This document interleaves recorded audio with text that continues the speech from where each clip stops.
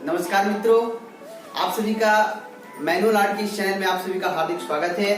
और आप इस चैनल के माध्यम से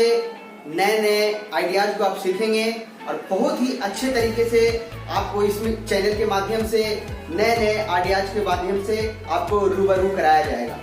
तो आप सभी मित्रों से बस एक ही निवेदन है कि यदि आप हमारे चैनल पर नए विजिट कर रहे हैं और यदि आप इच्छा रखते हैं कि हम भी कुछ नए आइडियाज सीख पाएं, तो इसके लिए आप इस चैनल को जरूर शेयर करें, साथ ही बेल आइकन जरूर दबाएं, जिससे कि जब भी मेरा कोई नया वीडियो आपके पास जाता है तो उसका जो है आपका नोटिफिकेशन आपको मिले।